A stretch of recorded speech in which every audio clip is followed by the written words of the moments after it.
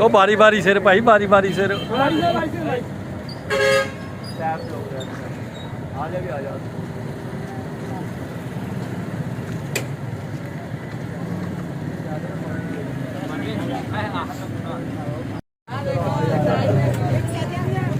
चलो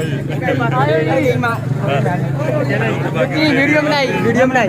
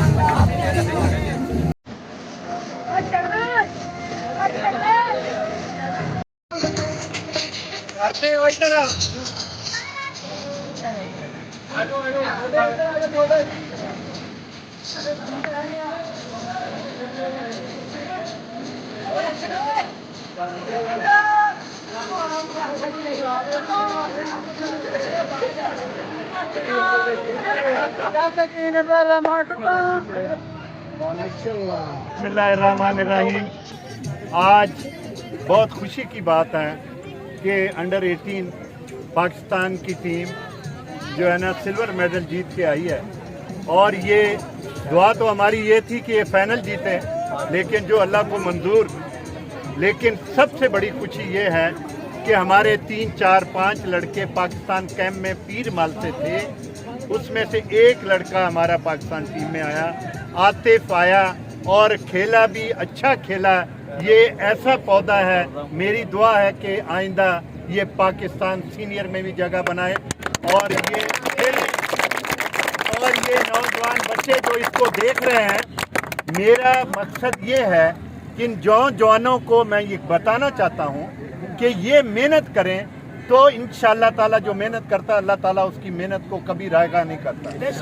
आप लोग मेहनत करो, जहाँ तक हमारा तल्लक है हम आपके लिए मौके फराहम करेंगे। आप पाकिस्तान टीम में आओ और अपने इलाके की और पाकिस्तान की खिदमत करो। मैं भाई का बहुत शुक्रगुजार हूँ। मेरे साथ अलीम है, ये हैं सारे और जो पाकिस्तान प्लेयर हैं जो यहाँ मेहनत कर रहे हैं।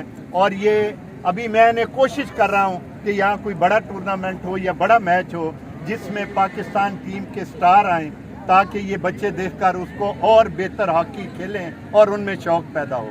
और हमारी दुआएं, हमारी सारी एनर्जी हॉकी के लिए है। और इंशाअल्लाह ताला जब भी कहीं भी आपको हमारी ज़रूरत पड़ेगी, हमारे तमाम ओलंपियन इंटरनेशनल खिलाड़ी आपकी मदद के लिए हमेशा आपके शाना बशाना खड़े होंगे।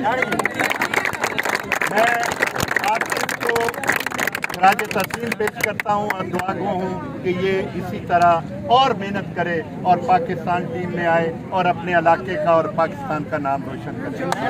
पाकिस्तान पाकिस्तान पाकिस्तान।